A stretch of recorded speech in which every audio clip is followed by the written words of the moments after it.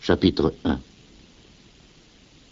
Autrefois, Dieu a parlé à nos ancêtres à plusieurs reprises et de plusieurs manières par les prophètes. Mais dans ces jours qui sont les derniers, il nous a parlé par son Fils. C'est par lui que Dieu a créé l'univers, et c'est lui que Dieu a désigné pour entrer en possession de tout. Il reflète la splendeur de la gloire divine. Il est la représentation exacte de ce que Dieu est, et il soutient l'univers par sa parole puissante. Après avoir purifié les hommes de leurs péchés, il s'est assis dans les cieux à la droite de Dieu, la puissance suprême. Le Fils est devenu d'autant supérieur aux anges que Dieu lui a accordé un nom plus important que le leur. En effet, Dieu n'a jamais dit à l'un de ses anges « Tu es mon Fils, aujourd'hui je suis devenu ton Père ». Et il n'a jamais dit à propos d'un ange « Je serai son Père et il sera mon Fils ». Mais au moment où Dieu allait envoyer son Fils premier-né dans le monde, il a dit « Tous les anges de Dieu doivent l'adorer ». Voici ce que Dieu a dit au sujet des anges. Dieu fait de ses anges des vents et des serviteurs des flammes de feu. Mais au sujet du Fils, Dieu a déclaré « Ton trône, ô Dieu, est établi pour toujours. C'est avec justice que tu gouvernes ton royaume. Tu aimes ce qui est juste et tu détestes le mal. C'est pourquoi Dieu, ton Dieu, t'a choisi et t'a rempli de joie en t'accordant une place d'honneur bien supérieure à celle qu'il a accordée à tes compagnons. » Et il a dit aussi, « C'est toi, Seigneur, qui au commencement as créé la terre et qui de tes propres mains as fait les cieux. Ils disparaîtront tous, mais toi tu resteras. Ils vieilliront tous comme des vêtements. Tu les rouleras comme un manteau et ils seront changés comme des vêtements. Mais toi tu es le même et tu ne vieilliras jamais. Dieu n'a jamais dit à l'un de ses anges, « Assieds-toi à ma droite jusqu'à ce que je mette tes ennemis comme un escabeau sous tes pieds. » Que sont alors les anges? Ce sont tous des esprits qui servent Dieu et sont envoyés par lui pour apporter de l'aide à ceux qui doivent recevoir le salut.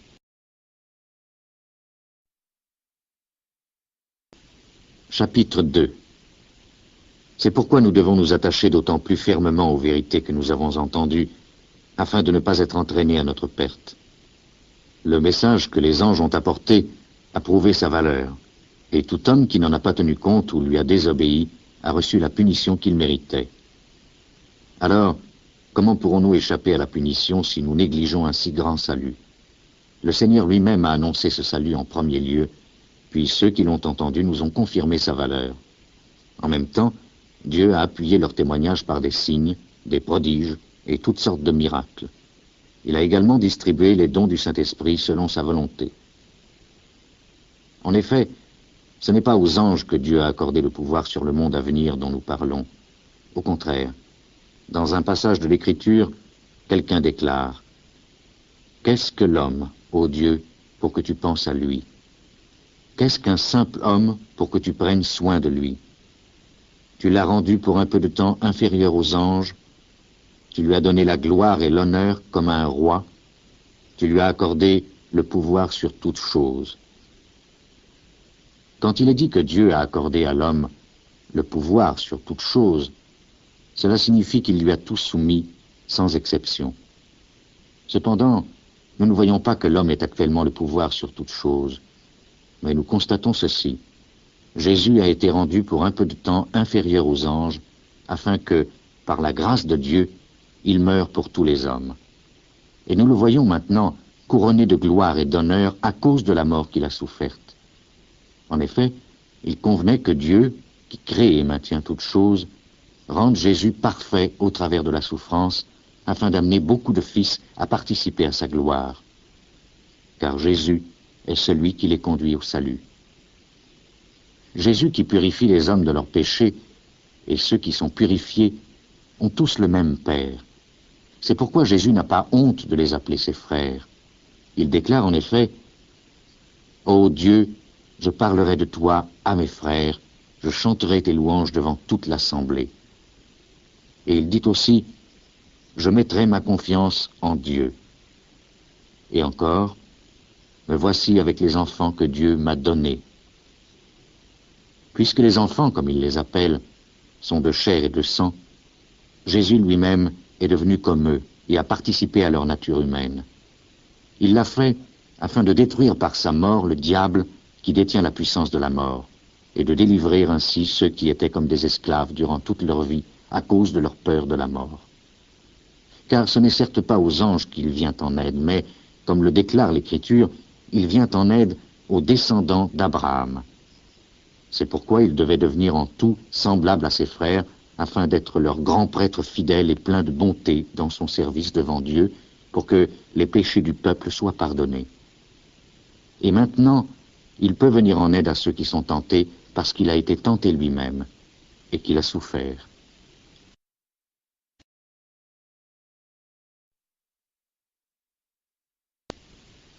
Chapitre 3. C'est pourquoi, frères chrétiens, vous qui avez aussi été appelés par Dieu, regardez Jésus que Dieu a envoyé pour être le grand prêtre de la foi que nous proclamons. En effet, il a été fidèle à Dieu qui l'avait désigné pour cette tâche, comme Moïse a été fidèle dans l'accomplissement de sa tâche dans toute la maison de Dieu. Celui qui construit une maison reçoit plus d'honneur que la maison elle-même. Ainsi, Jésus est digne d'une gloire bien supérieure à celle de Moïse. Toute maison, en effet, est construite par quelqu'un. Or, Dieu est celui qui a construit toutes choses. Moïse, pour sa part, a été fidèle dans toute la maison de Dieu.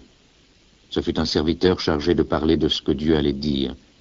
Mais le Christ est fidèle en tant que fils placé à la tête de la maison de Dieu. Nous sommes sa maison si nous gardons notre assurance et notre confiance en ce que nous espérons. C'est pourquoi, comme l'affirme le Saint-Esprit, si vous entendez la voix de Dieu aujourd'hui, n'endurcissez pas vos cœurs comme lorsque vous vous êtes révoltés contre Dieu, comme le jour où vous l'avez mis à l'épreuve dans le désert. Là, vos ancêtres m'ont tenté et mis à l'épreuve, dit Dieu, bien qu'ils aient vu tout ce que j'accomplissais pendant 40 ans.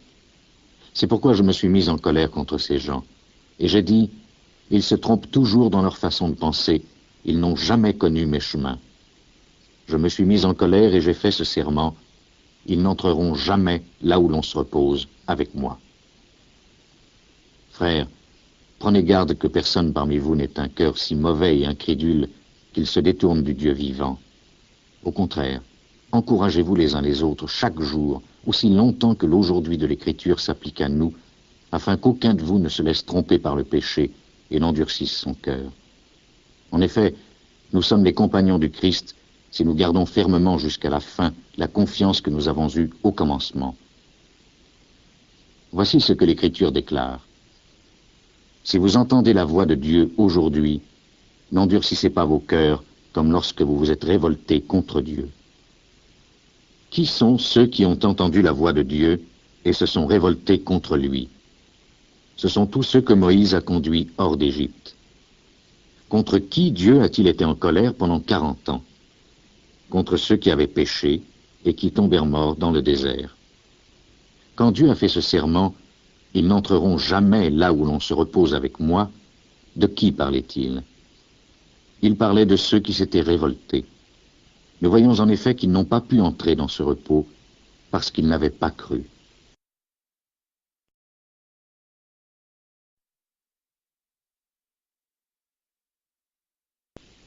Chapitre 4. Dieu nous a laissé la promesse que nous pourrons entrer là où nous nous reposerons avec lui. Prenons donc bien garde que personne parmi vous ne se trouve avoir manqué l'entrée dans ce repos. Car nous avons entendu la bonne nouvelle, tout comme ceux qui étaient dans le désert. Ils ont entendu ce message, mais il ne leur servit de rien, car lorsqu'ils l'entendirent, ils ne le reçurent pas avec foi. Nous qui croyons, nous allons entrer dans ce repos, dont Dieu a dit, « Je me suis mis en colère et j'ai fait ce serment, ils n'entreront jamais là où l'on se repose avec moi. » Il a prononcé ces mots, bien que son travail ait été achevé depuis le moment où il a créé le monde. En effet, quelque part dans l'Écriture, il est dit ceci à propos du 7e jour, « Dieu se reposa de tout son travail le 7e jour. » Et le même sujet est repris dans le passage où Dieu dit, « Ils n'entreront jamais là où l'on se repose avec moi. » Ceux qui avaient été les premiers à entendre la bonne nouvelle ne sont pas entrés dans ce repos parce qu'ils n'ont pas cru. Par conséquent, il est encore possible pour d'autres d'y entrer. C'est pourquoi Dieu fixe de nouveau un jour appelé aujourd'hui. Il en a parlé beaucoup plus tard par l'intermédiaire de David dans le passage déjà cité. Si vous entendez la voix de Dieu aujourd'hui, n'endurcissez pas vos cœurs. En effet, si Josué avait conduit le peuple dans ce repos, Dieu n'aurait pas parlé plus tard d'un autre jour. Ainsi, un repos semblable au repos de Dieu le 7e jour reste offert au peuple de Dieu. Car celui qui entre là où l'on se repose avec Dieu se repose de son travail comme Dieu s'est reposé du sien. Efforçons-nous donc d'entrer dans ce repos. Faisons en sorte qu'aucun de nous ne désobéisse de la même manière que ceux qui étaient dans le désert et ne manquent l'entrée dans ce repos. Car la parole de Dieu est vivante et efficace. Elle est plus tranchante qu'aucune épée à 2 tranchants. Elle pénètre jusqu'au point où l'âme et l'esprit se rencontrent, jusqu'au point où les jointures et la moelle se touchent. Elle juge les désirs et les pensées du cœur de l'homme. Il n'est rien qui puisse être caché à Dieu. Tout dans l'ensemble de la création se trouve à nu et à découvert devant ses yeux, et c'est à lui que nous devons tous rendre compte. Tenons donc fermement la foi que nous proclamons. Nous avons en effet un grand prêtre souverain qui est parvenu jusqu'en la présence même de Dieu. C'est Jésus, le Fils de Dieu. Nous n'avons pas un grand prêtre incapable de souffrir avec nous de nos faiblesses. Au contraire, notre grand prêtre a été tenté en tout comme nous le sommes, mais il n'a pas commis de péché. Approchons-nous donc avec confiance du trône de Dieu, où est la grâce. Nous y recevrons le pardon et y trouverons la grâce nécessaire pour être secourus au bon moment.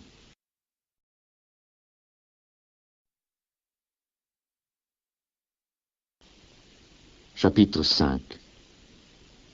Tout grand prêtre est choisi parmi les hommes et désigné pour servir Dieu en leur faveur. Il offre des dons et des sacrifices pour les péchés.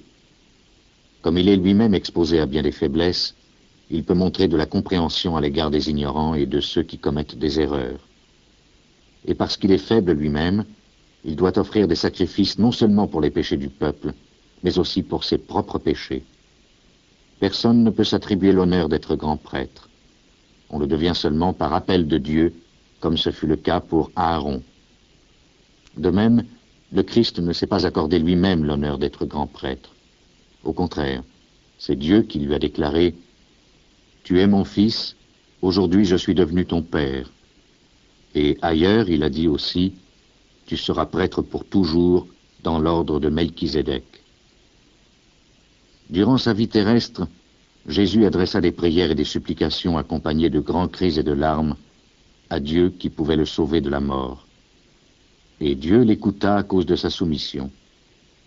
Bien qu'il fût le Fils de Dieu, il a appris l'obéissance par tout ce qu'il a souffert. Après avoir été rendu parfait, il est devenu la source d'un salut éternel pour tous ceux qui lui obéissent, et Dieu l'a déclaré grand prêtre dans l'ordre de Melchizedek.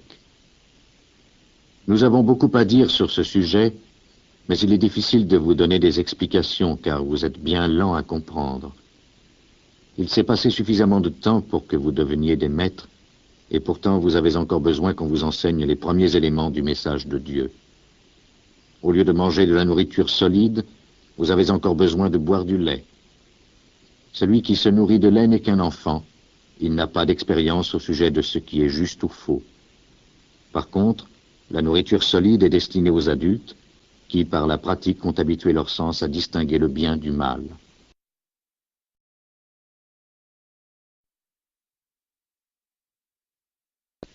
Chapitre 6. Ainsi, progressons afin d'aborder un enseignement d'adulte en laissant derrière nous les premiers éléments du message chrétien. Nous n'allons pas poser de nouveau les bases de ce message, la nécessité de se détourner des œuvres inutiles et de croire en Dieu, l'enseignement au sujet des divers baptêmes et de la cérémonie d'imposition des mains, l'annonce de la résurrection des morts et du jugement éternel. Progressons. C'est là ce que nous allons faire, si Dieu le permet. En effet, qu'en est-il de ceux qui retombent dans une vie mauvaise? Ils ont reçu une fois la lumière de Dieu, ils ont goûté aux dons célestes et ont eu part au Saint-Esprit. Ils ont senti que la parole de Dieu est bonne, et ils ont fait l'expérience des puissances du monde à venir. Et pourtant, ils retombent dans une vie mauvaise. il est impossible de les amener une nouvelle fois à changer de vie, car il cloue de nouveau le Fils de Dieu sur la croix et l'expose publiquement aux insultes. Lorsqu'une terre absorbe la pluie qui tombe fréquemment sur elle et produit des plantes utiles à ceux pour qui elle est cultivée, Dieu la bénit. Mais si elle produit des buissons d'épines et des chardons, elle ne vaut rien. Elle sera bientôt maudite par Dieu et finira par être brûlée. Cependant, même si nous parlons ainsi, mes amis, nous sommes pleins de confiance à votre sujet. Nous savons que vous êtes sur la bonne voie, celle du salut. Dieu n'est pas injuste. Il n'oubliera pas votre activité, ni l'amour que vous avez montré à son égard par les services que vous avez rendus et que vous rendez encore à vos frères chrétiens. Mais nous désirons que chacun de vous fasse preuve du même zèle jusqu'à la fin, afin que ce que vous espérez se réalise pleinement. Nous ne voulons pas que vous deveniez paresseux, mais que vous suiviez l'exemple de ceux qui croient et sont patients et qui reçoivent ainsi ce que Dieu a promis. Quand Dieu fit la promesse à Abraham, il l'accompagna d'un serment. Comme il n'y avait personne de plus grand que lui par qui faire ce serment, il le fit par lui-même. Il déclara, « Je te promets que je te bénirai et que je t'accorderai de nombreux descendants. » Abraham attendit avec patience, et il reçut ainsi ce que Dieu avait promis. Quand les hommes prêtent serment, ils le font au nom de quelqu'un de plus grand qu'eux, et le serment est une garantie qui met fin à toute discussion entre eux.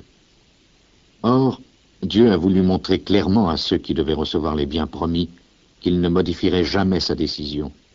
C'est pourquoi il ajouta un serment à la promesse. Il y a donc deux actes qui ne peuvent pas être modifiés et dans lesquels il est impossible que Dieu mente.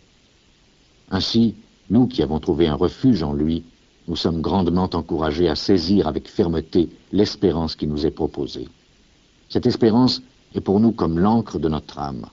Elle est sûre et solide et pénètre à travers le rideau du temple céleste jusque dans le sanctuaire intérieur. C'est là que Jésus est entré avant nous et pour nous. Il est devenu grand prêtre pour toujours dans l'ordre de Melchisédek.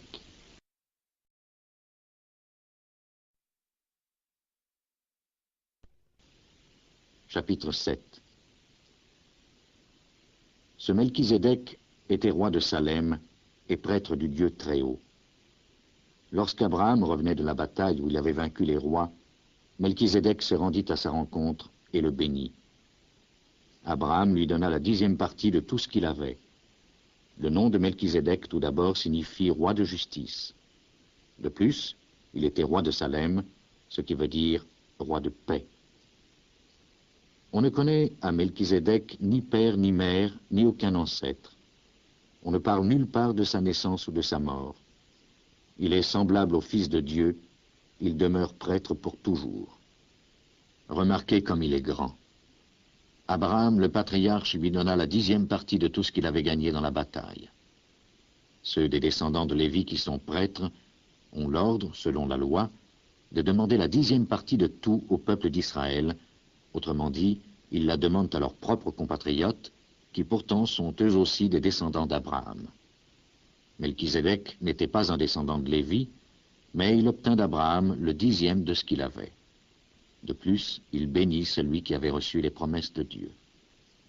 Or, sans aucun doute, celui qui bénit est supérieur à celui qui est béni.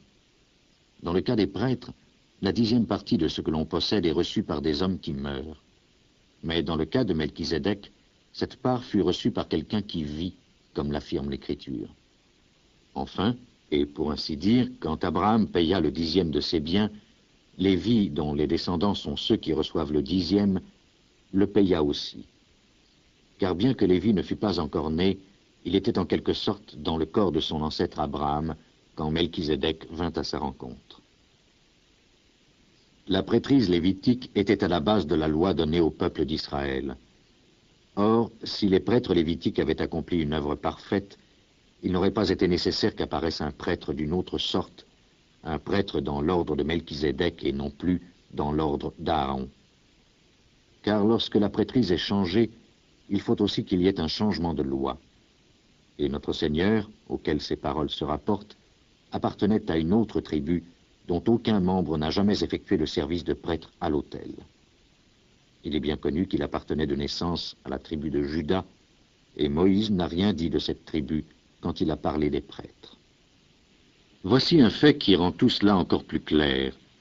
Un autre prêtre est apparu qui est semblable à Melchizedek. Il n'a pas été établi prêtre d'après un ensemble de règlements humains, il l'est devenu par la puissance d'une vie qui n'a pas de fin. En effet, l'Écriture déclare « Tu seras prêtre pour toujours dans l'ordre de Melchizedek ». Ainsi, l'ancienne règle a été supprimée, parce qu'elle était faible et inutile. La loi de Moïse, en effet, n'a rien amené à la perfection. Mais une espérance meilleure a été introduite, grâce à laquelle nous nous approchons de Dieu. De plus, il y a eu le serment de Dieu. Les autres sont devenus prêtres sans un tel serment. Mais Jésus a été établi prêtre avec un serment, quand Dieu lui a déclaré « Le Seigneur l'a juré, et il ne changera pas d'idée. Tu seras prêtre pour toujours. » Par conséquent, Jésus est aussi celui qui nous garantit une alliance meilleure. Il existe une autre différence encore. Les autres prêtres ont été nombreux parce qu'ils mouraient et ne pouvaient pas continuer leur activité. Mais Jésus vit pour toujours et sa tâche de prêtre n'a pas été transmise à quelqu'un d'autre. C'est pourquoi il peut sauver, maintenant et toujours, ceux qui s'approchent de Dieu par lui, car il est toujours vivant pour prier Dieu en leur faveur. Jésus est donc le grand prêtre qu'il nous fallait. Il est saint, il n'y a aucun mal et aucun péché en lui, il a été séparé des pécheurs et élevé au-dessus des cieux. Il n'est pas comme les autres grands prêtres, il n'a pas besoin d'offrir chaque jour des sacrifices, d'abord pour ses propres péchés et ensuite pour ceux du peuple. Il a offert un sacrifice une fois pour toutes quand il s'est offert lui-même. La loi de Moïse établit comme grand prêtre des hommes imparfaits, mais la parole du serment de Dieu, formulée après la loi, établit comme grand prêtre le Fils qui a été rendu parfait pour toujours.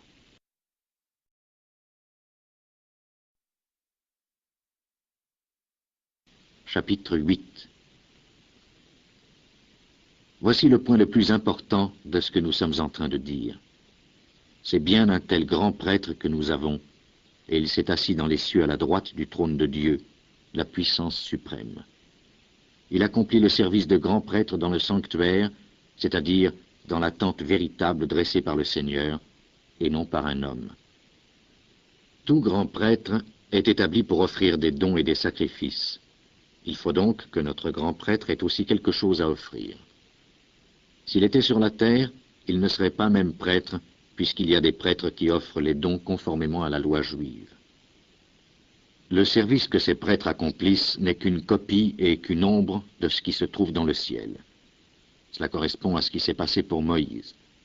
Au moment où il allait construire la tente, Dieu lui dit « Aie soin de reproduire en tout le modèle qui t'a été montré sur la montagne. » Mais maintenant, Jésus a été chargé d'un service bien supérieur au leur, car il est l'intermédiaire d'une alliance bien meilleure, fondée sur de meilleures promesses. Si la première alliance avait été sans défaut, il n'aurait pas été nécessaire de la remplacer par une seconde. Mais Dieu a des fautes à reprocher à son peuple, comme il le déclare dans ce passage. « Les jours viennent, dit le Seigneur, où je conclurai une alliance nouvelle avec le peuple d'Israël et avec la tribu de Juda. Ce ne sera pas comme l'alliance que j'ai faite avec leurs ancêtres le jour où je les ai pris par la main pour les faire sortir du pays d'Égypte. Ils n'ont pas été fidèles à l'alliance que j'ai faite avec eux, par conséquent je ne me suis pas soucié d'eux, dit le Seigneur. Voici l'alliance que je conclurai avec le peuple d'Israël. Après ces jours-là, dit le Seigneur, je mettrai mes lois dans leur intelligence et je les inscrirai dans leur cœur. Je serai leur Dieu et ils seront mon peuple. Aucun d'eux n'aura plus à enseigner son concitoyen, et personne n'aura plus à dire à son compatriote « Connais le Seigneur ». En effet, tous me connaîtront, du plus petit jusqu'au plus grand d'entre eux. Je pardonnerai leurs fautes, et je ne me souviendrai plus de leurs péchés. En parlant d'une alliance nouvelle, Dieu a rendu ancienne la première.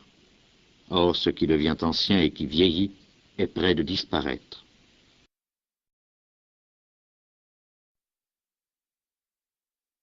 Chapitre 9. La première alliance avait des règles pour le culte et un temple terrestre. Une tente avait été installée, la première, appelée le lieu saint. Là se trouvaient la lampe et la table avec les pains offerts à Dieu. Derrière le second rideau était la tente appelée le lieu très saint. Il y avait là l'autel en or où l'on brûlait l'encens, et il y avait le coffre de l'Alliance entièrement recouvert d'or. Dans le coffre se trouvait le vase d'or qui contenait la manne, le bâton d'Aaron qui avait fleuri, et les tablettes de pierre où étaient inscrites les paroles de l'Alliance. Au-dessus du coffre se tenaient les êtres glorieux qui indiquaient la présence de Dieu. Leurs ailes s'étendaient sur l'endroit où était offert le sacrifice pour le pardon des péchés. Mais ce n'est pas le moment de parler de tout cela en détail. L'ensemble étant ainsi disposé, les prêtres entrent jour après jour dans la première tente pour accomplir leur service. Mais seul le grand prêtre entre dans la seconde tente et il ne le fait qu'une fois par an. Il doit y apporter du sang d'animal qu'il offre à Dieu pour lui-même et pour les péchés que le peuple a commis par ignorance. Le Saint-Esprit montre ainsi que le chemin du lieu très saint n'est pas encore ouvert aussi longtemps que subsiste la première tente. C'est là une image qui se rapporte au temps présent. Elle signifie que les dons et les sacrifices d'animaux offerts à Dieu ne peuvent pas rendre parfait le cœur de celui qui pratique ce culte. Il y est question seulement d'aliments, de boissons et de diverses cérémonies de purification. Il s'agit de règles d'ordre matériel qui ne sont en vigueur que jusqu'au temps où Dieu réformera toutes choses. Mais le Christ est venu comme grand prêtre des biens qui sont déjà présents. La tente dans laquelle il accomplit son service est plus importante et plus parfaite. Elle n'a pas été construite par des hommes, autrement dit, elle n'appartient pas à ce monde créé. Quand le Christ est entré une fois pour toutes dans le lieu très saint, il n'a pas offert du sang de bouc et de veau. Il a offert son propre sang et il a obtenu pour nous un salut éternel. Le sang des boucs et des taureaux et les cendres de la vache brûlée que l'on répand sur les personnes rituellement impures les purifient de cette impureté extérieure. S'il en est bien ainsi, combien plus efficace encore doit être le sang du Christ. Par l'Esprit éternel, il s'est offert lui-même à Dieu comme sacrifice parfait. Son sang purifiera notre conscience des œuvres inutiles pour que nous puissions servir le Dieu vivant. Voilà pourquoi le Christ est l'intermédiaire d'une alliance nouvelle, afin que ceux qui ont été appelés par Dieu puissent recevoir les biens éternels que Dieu a promis comme héritage. Ils le peuvent parce qu'une mort est intervenue et que cette mort délivre les hommes des fautes commises quand ils étaient soumis à la première alliance. Là où il y a un testament, il est nécessaire de prouver que celui qui l'a établi est mort. En effet, un testament n'est pas valable aussi longtemps que son auteur est en vie. Il a de la valeur seulement après la mort de celui-ci. C'est pourquoi la première alliance elle-même n'est pas entrée en vigueur avant que du sang soit répandu. En premier lieu, Moïse proclama devant l'ensemble du peuple tous les commandements tels qu'ils se trouvent dans la loi. Puis, il prit le sang des veaux avec de l'eau et en répandit à la fois sur le livre de la loi et sur tout le peuple au moyen d'une branche d'hysope et au moyen de laine rouge. Il déclara: « Ceci est le sang qui confirme l'alliance à laquelle Dieu vous a ordonné d'être fidèles. » Moïse répandit également du sang sur la tente et sur tous les objets utilisés pour le culte. Selon la loi, presque tout est purifié avec du sang, et les péchés ne sont pardonnés que si du sang est répandu. Ces copies des réalités célestes devaient être purifiées de cette façon. Mais les réalités célestes elles-mêmes ont besoin de bien meilleurs sacrifices, car le Christ n'est pas entré dans un sanctuaire construit par des hommes qui ne serait qu'une copie du véritable. Il est entré dans le ciel même, où il se présente maintenant pour nous devant Dieu. Le grand prêtre juif entre chaque année dans le sanctuaire avec du sang d'animal. Mais le Christ n'est pas entré pour s'offrir plusieurs fois lui-même. Autrement, il aurait dû souffrir plusieurs fois depuis la création du monde. En réalité, il est apparu maintenant une fois pour toutes, alors que les temps sont proches de la fin, pour supprimer le péché en se donnant lui-même en sacrifice. Tout homme est destiné à mourir une seule fois, et après cela à être jugé par Dieu. De même, le Christ aussi a été offert en sacrifice une seule fois pour enlever le péché de beaucoup d'hommes. Il apparaîtra une seconde fois, non plus pour enlever le péché, mais pour sauver ceux qui l'attendent.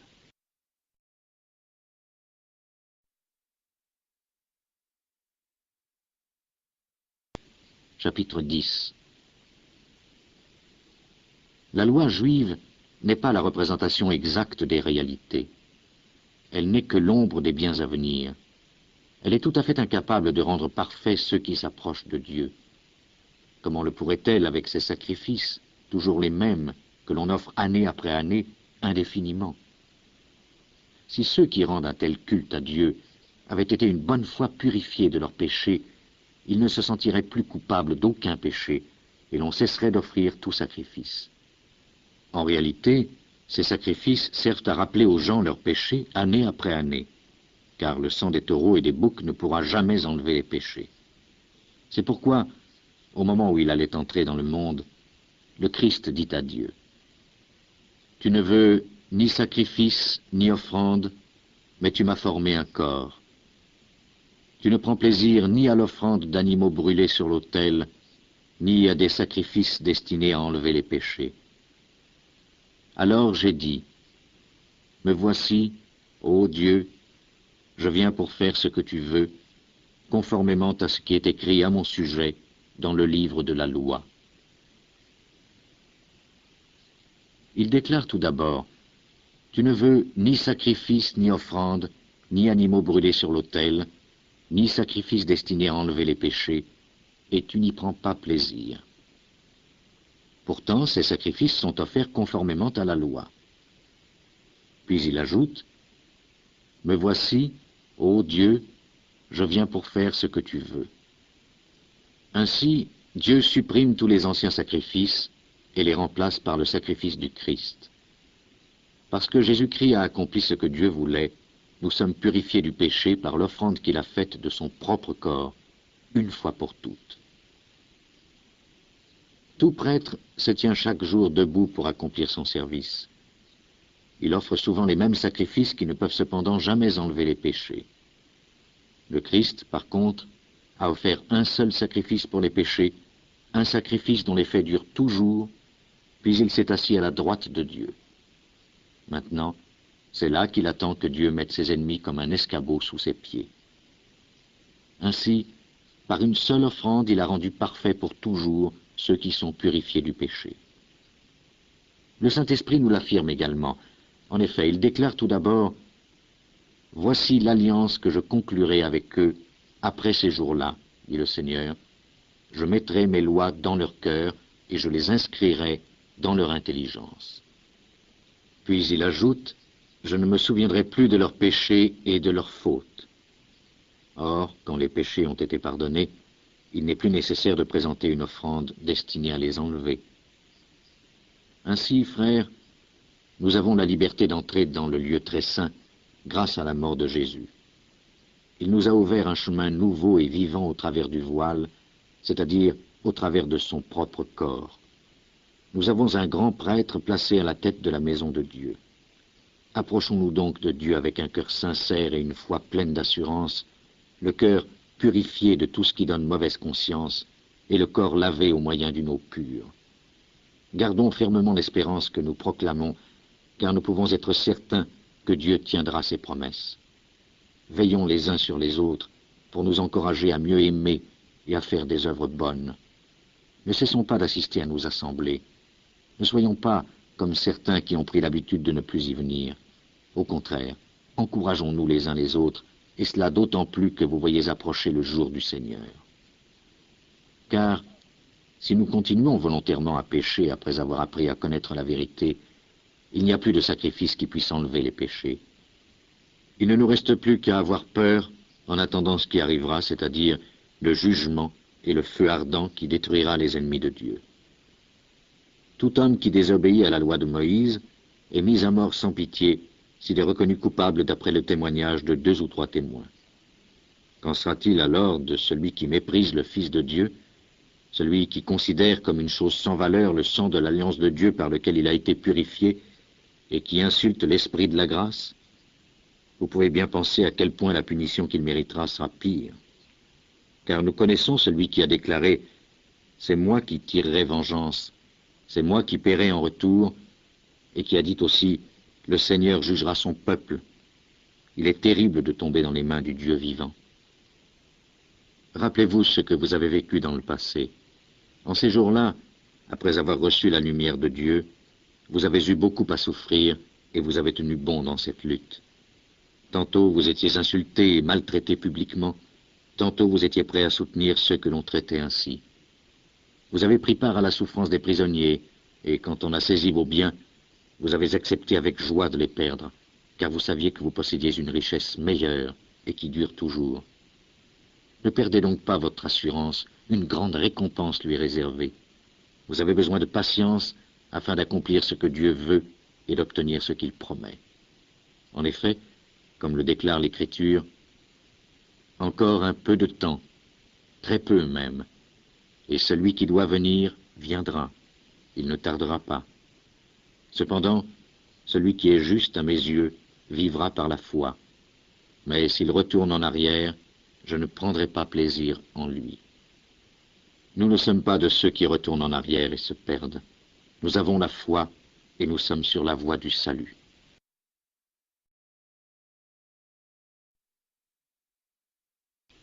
Chapitre 11. Avoir la foi, c'est être sûr de ce que l'on espère, c'est être convaincu de la réalité de ce que l'on ne voit pas. C'est à cause de leur foi que les hommes des temps passés ont été approuvés par Dieu. Par la foi, nous comprenons que l'univers a été créé par la parole de Dieu, de sorte que ce que l'on voit a été fait à partir de ce que l'on ne voit pas. Par la foi, Abel offrit à Dieu un sacrifice meilleur que celui de Caïn. Grâce à sa foi, il fut déclaré juste par Dieu, car Dieu lui-même approuva ses dons. Par sa foi, Abel parle encore, bien qu'il soit mort. Par la foi, Enoch n'a pas connu la mort. Il fut enlevé auprès de Dieu et personne ne put le retrouver, parce que Dieu l'avait enlevé auprès de lui.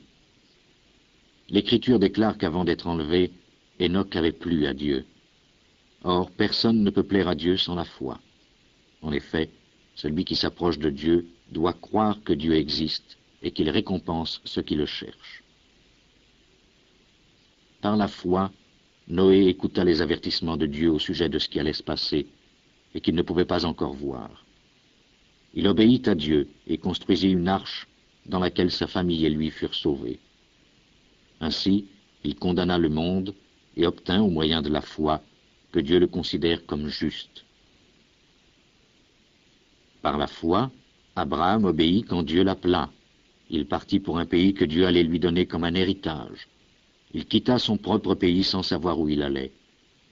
Par la foi, il vécut dans le pays que Dieu lui avait promis comme s'il était un étranger. Il habita sous des tentes avec Isaac et Jacob, qui avaient reçu la même promesse de Dieu. Car Abraham attendait la cité qui a de solides fondations, celle dont Dieu est l'architecte et le constructeur. Par la foi, Abraham fut rendu capable d'être père alors qu'il avait passé l'âge de l'être et que Sarah elle-même ne pouvait pas avoir d'enfant. Il eut la certitude que Dieu tiendrait sa promesse.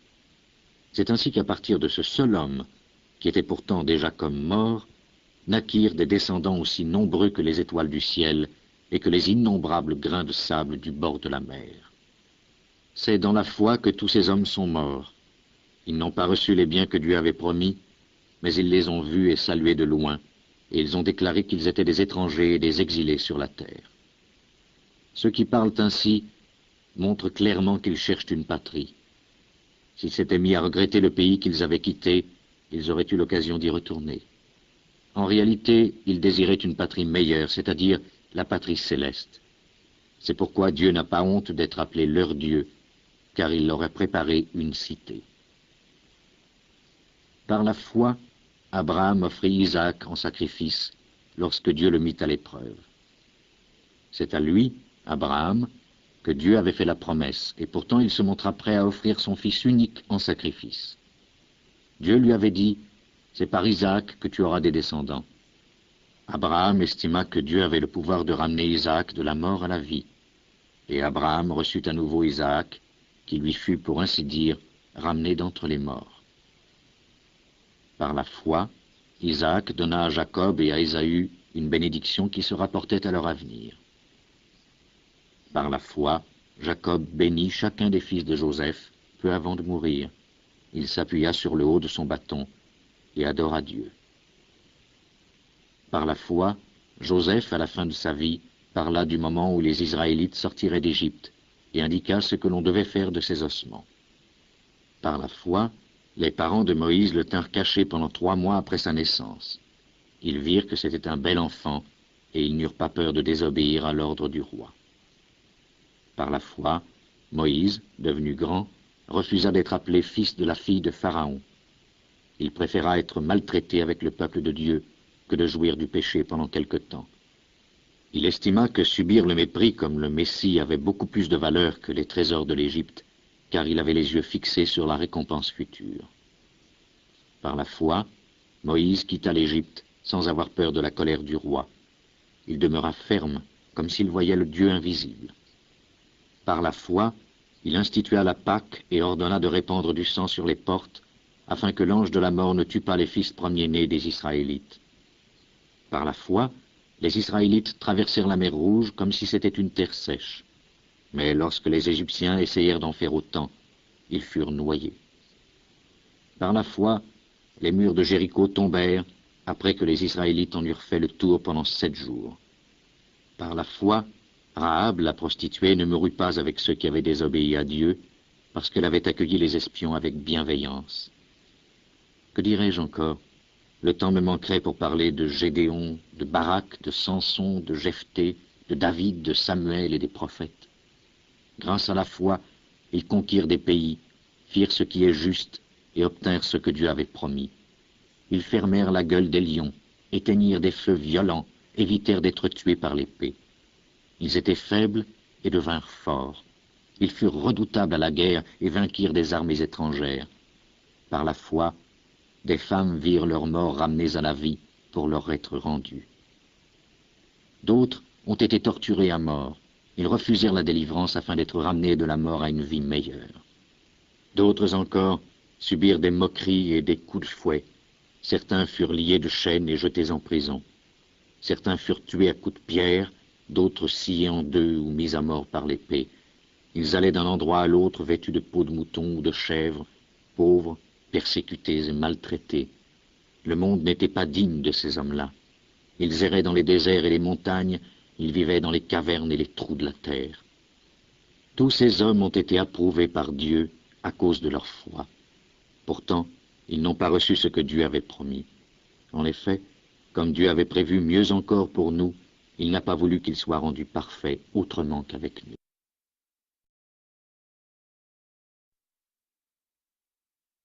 Chapitre 12. Quant à nous, nous sommes entourés de cette grande foule de témoins. Débarrassons-nous donc de tout ce qui gêne notre marche et du péché qui s'accroche si facilement à nous, et courons résolument la course qui nous est proposée. Gardons les yeux fixés sur Jésus, dont notre foi dépend du commencement à la fin. Il a supporté qu'on le fasse mourir sur la croix sans tenir compte de la honte attachée à une telle mort, parce qu'il avait en vue la joie qui lui était réservée. Et maintenant, il est assis à la droite du trône de Dieu. Pensez à lui, à la façon dont il a supporté une telle opposition de la part des pécheurs. Et ainsi, ne vous laissez pas abattre, ne vous découragez pas, car, dans votre combat contre le péché, vous n'avez pas encore dû lutter jusqu'à la mort. Avez-vous oublié les paroles d'encouragement que Dieu vous adresse comme à ses fils? Mon fils, prends au sérieux la punition que t'inflige le Seigneur, et ne te décourage pas quand il t'adresse des reproches. Car le Seigneur punit celui qu'il aime, il frappe tout homme qu'il reconnaît comme son fils. Supportez vos souffrances comme si c'était la punition d'un père. En effet, ces souffrances prouvent que Dieu vous traite comme ses fils. Existe-t-il un fils que son père ne punisse pas? Si vous n'êtes pas punis comme le sont tous ses fils, alors vous n'êtes pas de vrais fils, mais des enfants illégitimes. Rappelons-nous nos pères terrestres. Ils nous punissaient et nous les respections. Nous devons donc, à plus forte raison, nous soumettre à notre Père céleste pour vivre. Nos pères terrestres nous punissaient pour peu de temps, selon ce qui leur paraissait juste. Mais Dieu nous punit pour notre bien, afin que nous ayons part à sa sainteté. Quand nous sommes punis, il nous semble au moment même que cela est une cause de tristesse et non de joie.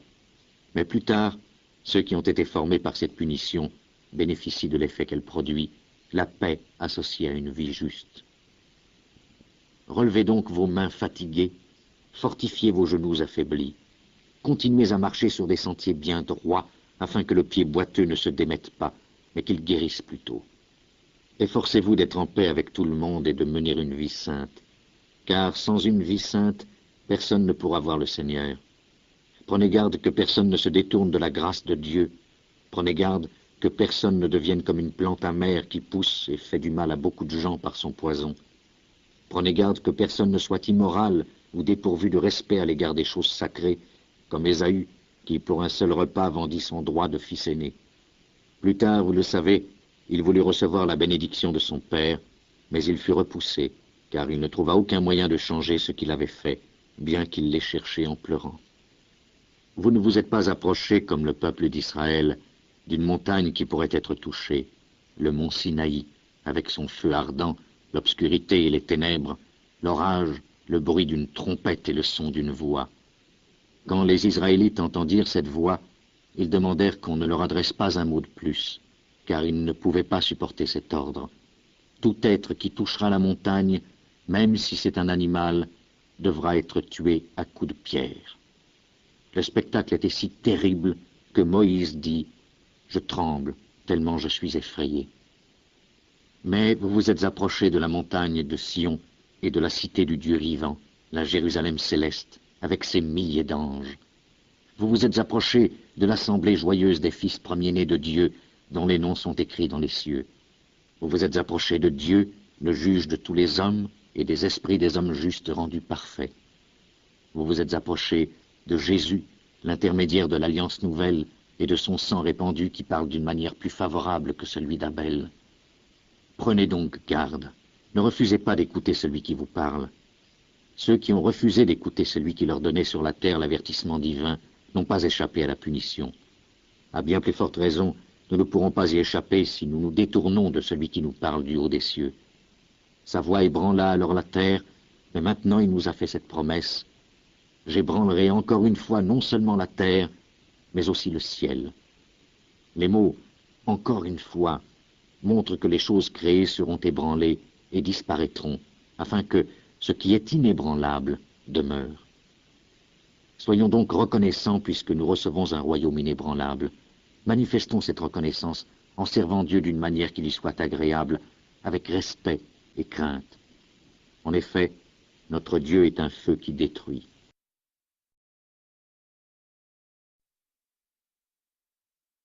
Chapitre 13. Ne cessez pas de vous aimer les uns les autres comme des frères en Christ. Rappelez-vous que vous devez bien recevoir ceux qui viennent chez vous. En effet, en agissant ainsi, quelques-uns ont accueilli des anges sans le savoir. Souvenez-vous de ceux qui sont en prison comme si vous étiez en prison avec eux. Souvenez-vous de ceux qui sont maltraités comme si vous étiez maltraités de la même manière qu'eux. Que le mariage soit respecté par tous, que les époux soient fidèles l'un à l'autre. Dieu jugera les gens immoraux et ceux qui commettent l'adultère. Ne vous laissez pas dominer dans votre conduite par l'amour de l'argent. Contentez-vous de ce que vous avez, car Dieu a dit « Je ne te laisserai jamais, je ne t'abandonnerai jamais ». C'est pourquoi nous pouvons affirmer avec confiance « Le Seigneur est celui qui vient à mon aide, je n'aurai pas peur. Que peut me faire un homme ?» Souvenez-vous de vos anciens dirigeants qui vous ont annoncé la parole de Dieu. Pensez à la façon dont ils ont vécu et sont morts, et imitez leur foi. Jésus-Christ est le même hier, aujourd'hui et pour toujours. Ne vous laissez pas égarer par des doctrines diverses et étrangères. Il est bon que notre cœur soit fortifié par la grâce de Dieu et non par des règles relatives à des aliments. Ceux qui obéissent à de telles règles n'en ont jamais tiré aucun profit. Les prêtres qui servent dans la tente juive n'ont pas le droit de manger de ce qui est offert sur notre autel. Le grand prêtre juif apporte le sang des animaux dans le lieu très saint afin de l'offrir comme le sacrifice pour enlever les péchés. Mais les corps de ces animaux sont brûlés en dehors du camp. C'est pourquoi Jésus aussi est mort en dehors de la ville, afin de purifier le peuple au moyen de son propre sang. Allons donc à lui en dehors du camp, en supportant le même mépris que lui. Car nous n'avons pas ici-bas de cité qui dure toujours. Nous cherchons la cité qui est à venir. Offrons donc sans cesse à Dieu notre louange comme un sacrifice par Jésus, c'est-à-dire louons sans cesse son nom de nos bouches. N'oubliez pas de pratiquer le bien et de vous entraider les uns les autres, car ce sont de tels sacrifices qui plaisent à Dieu. Obéissez à vos dirigeants et soyez leur soumis. En effet, ils veillent constamment sur vos âmes puisqu'ils devront en rendre compte à Dieu. Si vous leur obéissez, ils accompliront leur tâche avec joie. Sinon, ils l'accompliront avec tristesse, ce qui ne vous serait d'aucun profit. Continuez à prier pour nous. Nous sommes certains que nous avons une bonne conscience, car nous désirons bien nous conduire en toute occasion. Je vous demande très particulièrement de prier pour que Dieu me permette de retourner plus vite auprès de vous. Dieu a ramené d'entre les morts notre Seigneur Jésus, qui est le grand berger des brebis à cause de sa mort, par laquelle l'alliance éternelle est confirmée. Que le Dieu de paix vous rende capable de pratiquer tout ce qui est bien pour que vous accomplissiez sa volonté. Qu'il réalise en nous, par Jésus-Christ, ce qui lui est agréable. À Jésus-Christ soit la gloire pour toujours. Amen. Frères, je vous le demande, écoutez avec patience ces paroles d'encouragement, car ce que je vous ai écrit dans cette lettre n'est pas très long. Je tiens à ce que vous sachiez que notre frère Timothée a été libéré. S'il arrive assez tôt, je le prendrai avec moi quand j'irai vous voir. Saluez tous vos dirigeants et tous les membres du peuple de Dieu. Les frères d'Italie vous adressent leurs salutations. Que la grâce de Dieu soit avec vous tous.